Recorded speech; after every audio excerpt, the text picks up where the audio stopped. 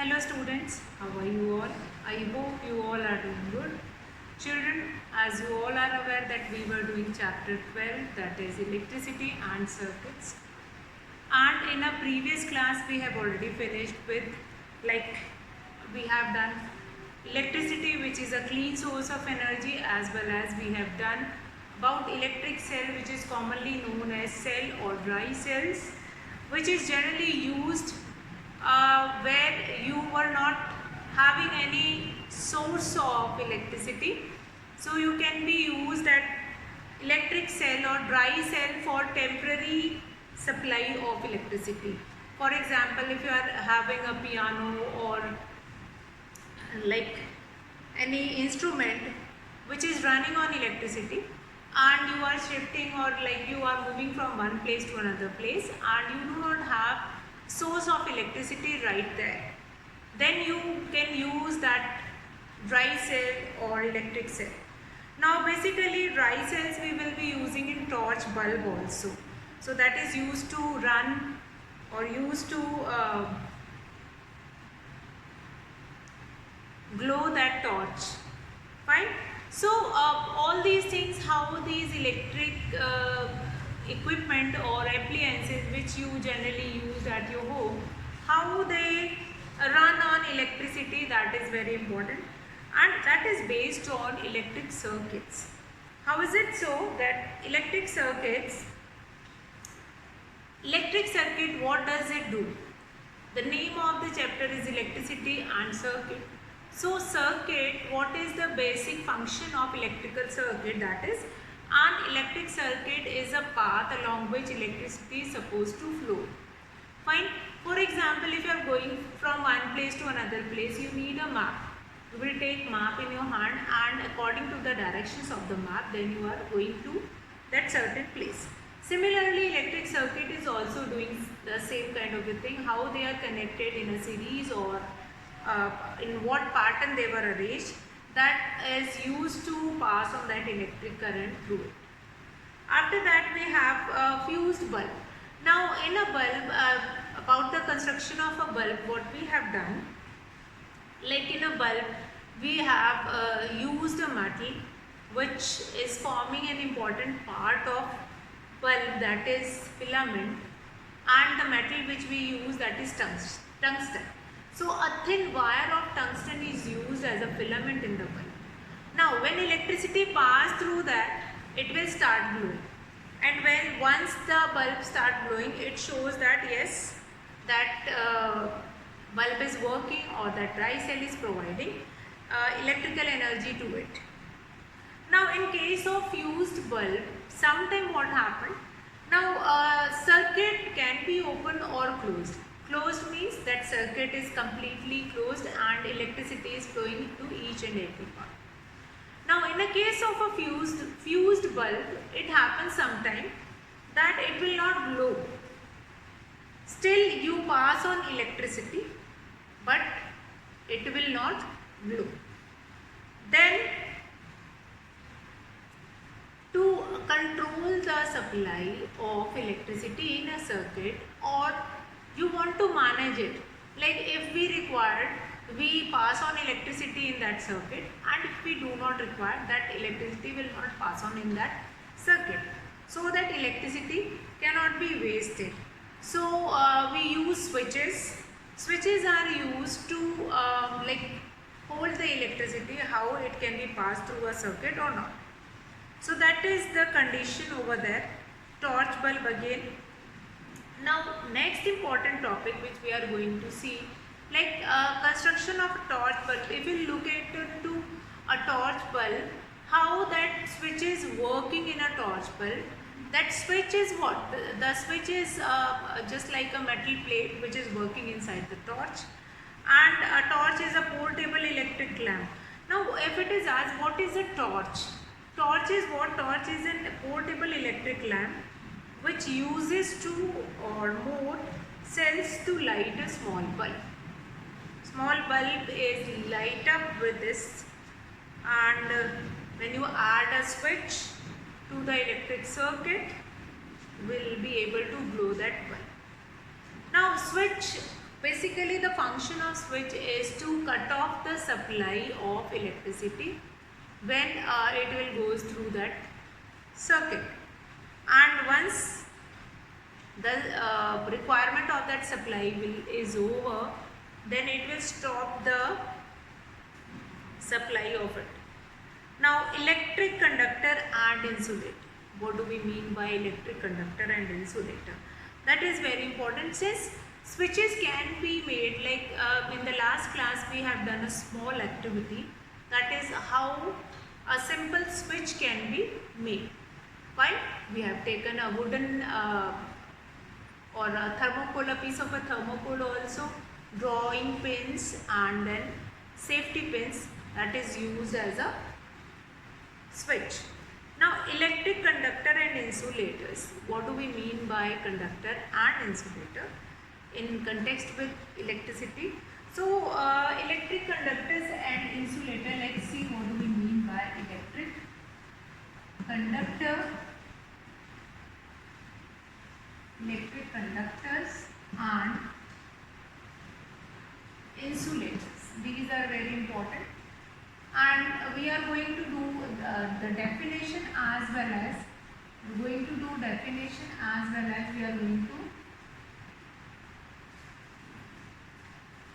do some examples. Many of times you people were writing definition, but you were not mentioning examples of electric conductor and insulator. So let's see what is electric conductor. Now, there are certain materials which allow electricity to pass through them completely. For example, metal. Basically, metal allow electricity to pass through them completely.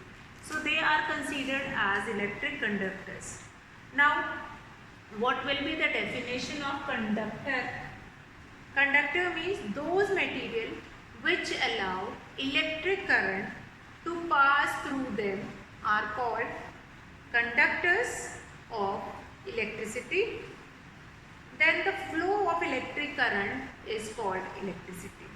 Fine, the flow of electric current is called electricity.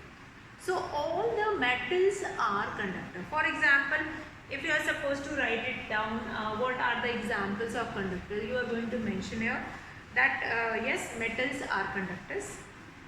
Silver metal is the best conductor. Though we were not using silver metal in the wire, since it is very costlier, and if you are using silver metal in the wire, it will increase the cost of that wire. So we were using copper metal or other different metals we were using. So for example, the objects such as coin, pen, aluminium foil, swing, needle, iron nail, these all are working like a conductor. Now, non-metal certain, it is not like that. Only metals are conductor of electricity. Certain non-metals are also conductor of electricity. Now, water which is in purest form is a poor conductor of electricity, but the water which is having some kind of impurity, that is a good conductor of electricity. So, human body does not conduct electricity as good as metals. Still they conduct electricity. So here I am going to add on one more example that you might have heard, that do not stand near a tree or under a tree when there is a thunderstorm. So why is it so? Since at that time they will be getting like your body will start working, since in our body also we have different impurities, and in that case our body start working like a conductor. It will start absorbing the electricity or electric current and then working like a conductor, which is harmful for our body. So that is, keep it in your mind that do not stand under a huge tree or in an open area, so that it will not allow electricity to pass through our body. Now the human body is the poor conductor of electricity. No, it is not all the time. A person get electric shock on touching and uncovered the electric part, carrying current because some electric current passed through his body. Water also conduct electricity. Fine. So our body is also a kind of a conductor only. Now, conductors are very important. if we want to carry on current from one place to another place, we need, indeed we need a conductor, and with the help of that conductor only we can pass on the current from one place to another place. So what do we mean by insulators? Insulators, those material which do not allow electric current to pass through them. Insulators means those who do not allow electric current to pass through them. They are insulator. For example, rubber, plastic, wood, polythene, PVC, and many more. Like ceramics, they are also insulators. So, is it only conductors are important, or insulators are also important? So, in context of electricity, both have their own importance. Conductors are important as well as insulators are also important. Why is it so? Since when we have a wire, and that wire is generally, like, we use conductors inside it, metal wire we have, then that metal wire is coated with insulation material or rubber with a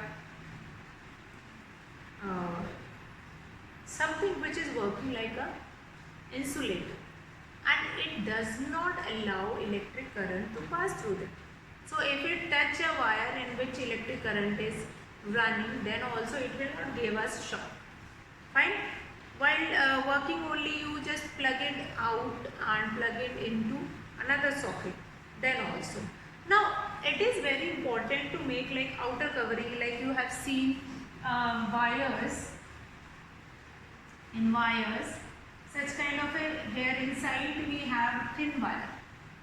We have thin wire inside that. Inside that we have thin wire, and outside this covering you can see that this covering is made up of insulator, can be rubber, can be polythene, or such kind of thing. And inside we have metal wire. Inside electricity wire we have metal wire. Outside we have insulating wire. Insulating wire can be made up of insulating wire, can be made up of rubber, can be made up of like plastic coated material which does not allow electricity. And it will, how it will be helpful, like in case of, it is not going to give you an electric shock. So all the objects made of insulator material are also insulator. For example, rubber is an insulator. So anything which is made from rubber, that is an insulator. Then wood is an insulator. So it means like wooden block, cork, matchstick, whatever things which are made up of an insulator material, that is again an insulator. Now plastic is an insulator, therefore a plastic scale, polythene bag are also insulators. Now the outer covering of, just now I have told you, is made up of plastic, because plastic is an insulator. Now plastic covering does not allow electric current to pass through it. Now air is an insulator. Now it is present between the ends of the wire connected to the switches. Since air is a non-conductor of electricity, electricity is not conducted across the gap between the ends of the wires and the switches, and hence the bulb does not light up. Now if we are supposed to do an activity here, now a simple circuit we have done. Now activity that is related to electric conductor and insulator. I am not saying you are supposed to do all those activities, but these activities are interrelated with each other. How is it so? Like if you are supposed to do like activity to find it out whether the given material is a conductor or an insulator. So what you are supposed to do it? You are going to take that particular circuit which we have already seen. Like dry cell is connected here. dry cell is connected here. On the one end, dry cell is connected, and on the other end, wire will be there. Now, meanwhile, we are going to put a bulb also. We are going to put a bulb also. Bulb, and then we have a switch also. So this will become your switch, as well as what we are going to do. Now, if you are supposed to, this is your dry cell, or simply you can write cell, bulb. Now your electricity start flowing from here. Okay, from positive to negative. Now what happened here, bulb? Then this is your switch. Now this activity is related to how you are going to judge whether the given material is insulator or conductor.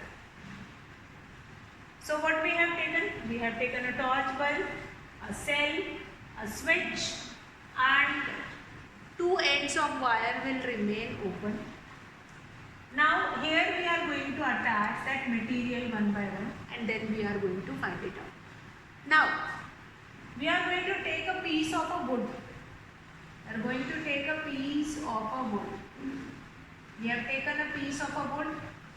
Now we all are aware that wood is an insulator. So this circuit we are going to use it, or this path we are going to use it to find it out whether the wood is an insulator or not. So anything which is made up of, once we will find it out, yes, wood is an insulator. Anything which is made up of wood, that is comes in the category of insulator only. So what wood is doing it here? What wood is doing here? Like wood. Now we are going to place here a piece of a wood here, and then we will find it out that yes, it is connected with it. And after doing this connection, we will find it out that this bulb is not wood. So we considered wood as an insulator. Now what is the purpose of using this circuit? Since easily we can find it out. If I give you a piece of a plastic paper or plastic sheet, then what we are going to find it out, yes, this particular bulb is glowing. So yes, it is your yes, it is like